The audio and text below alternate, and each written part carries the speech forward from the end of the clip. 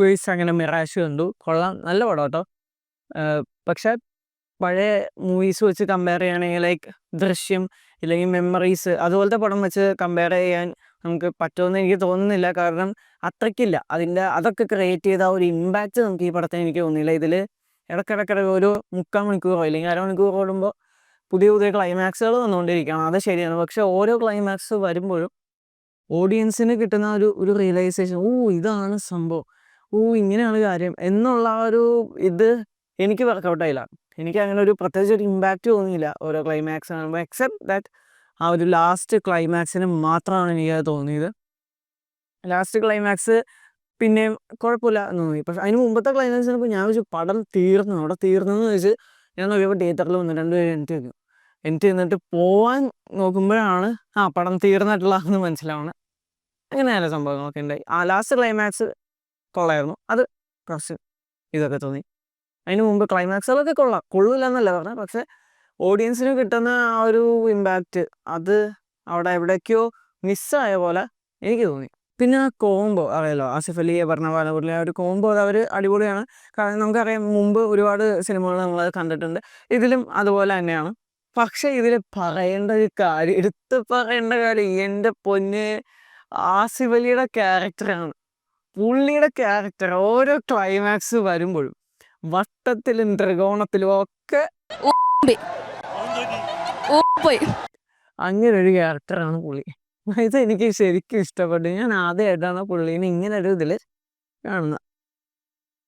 കാരണം ഇത് അവസാനം ആകുമ്പോൾ ലാസ്റ്റൊക്കെ ആകുമ്പോൾ എൻ്റെ എന്നാൽ ഓക്കെ ശരിയായി, ഇപ്പം ശരിയായി, ഇപ്പം പുള്ളി ട്രാക്കിലേക്കൊന്നും ഇല്ലെങ്കിൽ ഇപ്പം എന്താണ് പുള്ളി ഇപ്പം എന്തെങ്കിലുമൊക്കെ കാണിക്കും എന്നൊക്കെ വിചാരിച്ചു. പക്ഷെ അപ്പോഴും വീണ്ടും അതാണ് അവസ്ഥ. അത് പടം കണ്ടവർക്ക് മനസ്സിലാവും. കാണാത്തവരുണ്ടെങ്കിൽ പോയി കണ്ടോട്ടോ. തിയേറ്ററിൽ പോയി കാണാമെന്നോ ഉള്ളതൊക്കെ ഉണ്ടോ എന്ന് ചോദിച്ചാൽ ഉണ്ട്. അങ്ങനെ ഞാൻ ഒരു പടം പോയി കാണണ്ട എന്നൊന്നും ഞാൻ പറയില്ല. നിങ്ങൾക്ക് താല്പര്യം ഉണ്ടെങ്കിൽ കാണാം, ഇല്ലെങ്കിൽ ഇല്ല. മെയിൻ കാര്യം ഇപ്പോൾ ജിത്തു ജോസഫിൻ്റെ പടം അല്ലെങ്കിൽ ഒരു ത്രില്ലർ മൂവി, പുള്ളിയുടെയൊക്കെ ഒരു മൂവീസ് മുമ്പെടുത്ത മൂവീസൊക്കെ മിക്കവരും കണ്ടിട്ടുണ്ടാവും. ആ ഒരു ഇത് വെച്ച് നോക്കുമ്പോൾ ഒരു പൊടിക്ക് വീക്കാണ്. കാരണം അതിൻ്റെ ആ ഒരു ഇമ്പാക്റ്റ് നമുക്കിവിടെ കിട്ടുന്നില്ല. മെയിൻ കാര്യം അതാണ്. കാരണം ഞാനിപ്പോൾ എനിക്ക് ഏറ്റവും ഇഷ്ടപ്പെട്ട പുള്ളിയുടെ പടം മെമ്മറീസാണ്. എനിക്ക് ഭയങ്കര ഇഷ്ടമാണ്.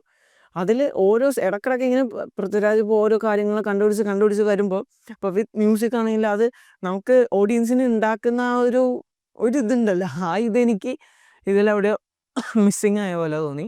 ഇത് ബാക്കി ക്യാരക്ടേഴ്സ് ആണെങ്കിലും അടിപൊളിയായിട്ട്, ഇവർ രണ്ടുപേരും മാത്രമല്ല ബാക്കി എല്ലാ ക്യാരക്ടേഴ്സും അവരുടേതായിട്ടുള്ള റോളുകൾ അടിപൊളിയായിട്ട് ചെയ്തിട്ടുണ്ട്, നല്ല രീതിയിൽ ചെയ്തിട്ടുണ്ട്. പിന്നെ ത്രില്ലർ മൂവി ആണെന്ന് വെച്ച് കോമഡി ഒന്നുമില്ല, കോമഡി ഉണ്ട് ആവശ്യമുള്ള സ്ഥലത്ത്. ലൈക്ക് സിറ്റുവേഷണൽ കോമഡീസാണ് കൂടുതലുള്ള, കോമഡി ക്രിയേറ്റ് ചെയ്തിട്ടില്ല.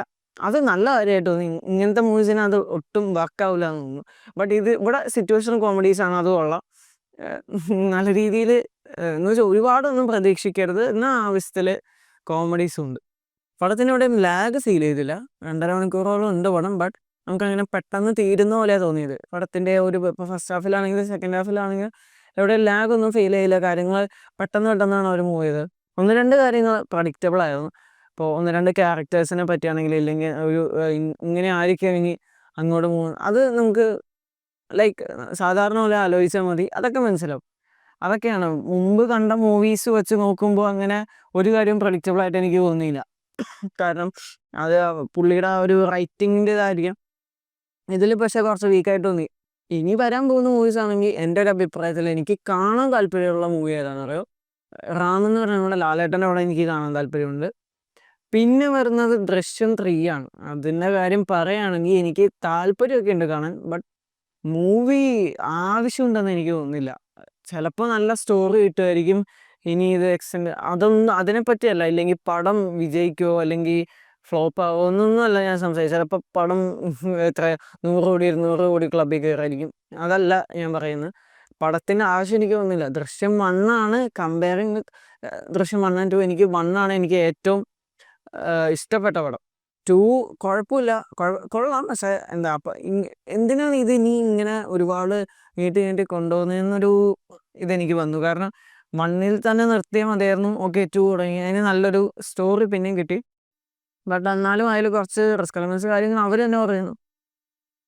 2 ഒന്നാ ഇവിടെ വെച്ച് സ്റ്റോപ്പ് ചെയ്യാതെ വീണ്ടും ദൃശ്യം 3യുടെ ആവശ്യമുണ്ടോ എനിക്കറിയില്ല, കണ്ടു നോക്കാം. അപ്പോൾ എനിക്ക് ഇനി വരാൻ പോകുന്നത്, എനിക്ക് കാണാൻ താല്പര്യമുള്ള ലാലേട്ടൻ്റെ റാമാണ്, അത് ജിത്തു ജോസഫിൻ്റെ നല്ല ഒരു എന്താ പറയുക ആഗ്രഹിച്ചിരിക്കുകയാണ് അത്. അപ്പോൾ നിങ്ങൾക്ക് താല്പര്യമുണ്ടെങ്കിൽ തീർച്ചയായിട്ടും തിയേറ്ററിൽ പോയി തന്നെ കണ്ട് എക്സ്പീരിയൻസ് ചെയ്യുക.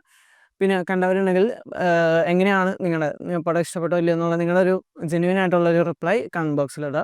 സോ ഓക്കെ, അത്രേ ഉള്ളൂ.